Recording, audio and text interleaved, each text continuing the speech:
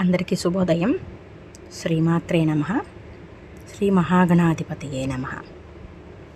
ఈరోజు ముందుగా మనం సౌందర్య లహరిలో 14వ శ్లోకం గురించి చెప్పుకున్నట్లయితే, ఈ శ్లోకం ఇవ్వలేనటువంటిది ఏదీ లేదు. కరువు, అనారోగ్యం, దారిద్ర్యం అన్నింటినీ తొలగించి అమ్మవారి అపారమైన కరుణని మనపై కురిపింపజేసి, రోగాలను తొలగించి, ఆరోగ్యాన్ని, కరువుని తొలగించి, సౌభాగ్యాన్ని, అనారోగ్యాలను పోగొట్టి ఆనందాన్ని, తర్వాత ఈ శ్లోకంని కనుక పట్టుకొని జీవుడు ధరించినట్లయితే ఈ శ్లోకం ఇవ్వలేనటువంటిది ఏదీ లేదు.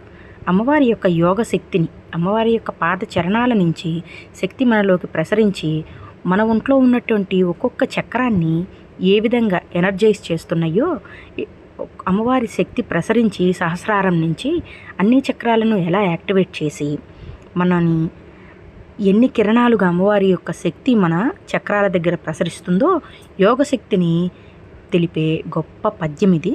శంకరుల యొక్క విరచితం. మన అదృష్టం ఇవాళ ఈ పద్యాన్ని చేసుకోవటం.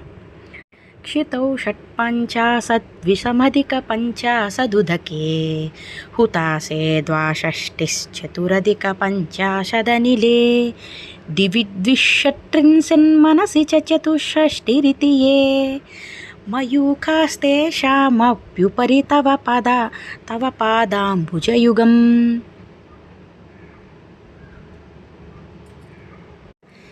దీని యొక్క అర్థంలోకి వెళితే, మన ఒంట్లో ఉన్నటువంటి అన్ని చక్రాల గురించి మనం ముందుగా 9వ శ్లోకంలో ఆల్రెడీ చెప్పుకున్నాం. ఒక్కొక్క శ్లోకంలో ఒక్కొక్క చక్రంలో పృథ్వీతత్వం, వాయుతత్వం, ఆకాశతత్వం, భూతత్వం ఇలా పంచతత్వాలు ఏ రకంగా మన ఒంట్లో స్థితమై ఉంటాయో వాటి నుంచి అమ్మవారి యొక్క శక్తి ప్రసరించి ఒక్కొక్క చక్రం దగ్గర కొన్ని కిరణాలుగా ఆ కిరణాల యొక్క సంఖ్య కూడా ఇందులో చెప్పబడింది.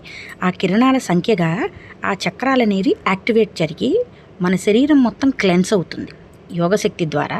ఇది మెడిటేషన్ చేసి 45 రోజులు కనుక ఈ పద్యాన్ని తదేకంగా జపించి తూర్పు వైపు కూర్చొని పాయసాన్ని కనుక అమ్మవారికి నివేదనిస్తే ఇక మన ఒంట్లో ఉన్నటువంటి అనారోగ్యాలు పూర్తిగా క్లెన్స్ అయిపోయి ఎంతో ఆనందభరితమైన శక్తితత్వాన్ని మనం కలిగి ఉంటాం. ఇందులో మూలాధార చక్రంలో 56, మణిపూరక చక్రంలో 52, స్వాదిష్టాన చక్రంలో 62, మణిపూరక చక్రంలో 72, 54 ఆజ్ఞా చక్రంలో 52. ఈ అన్ని రకాల చక్రాల యొక్క నుంచి వెలువడే కిరణాలను కనుక మనం చూసుకున్నట్లయితే వీటి యొక్క మొత్తం 360, అనగా ఒక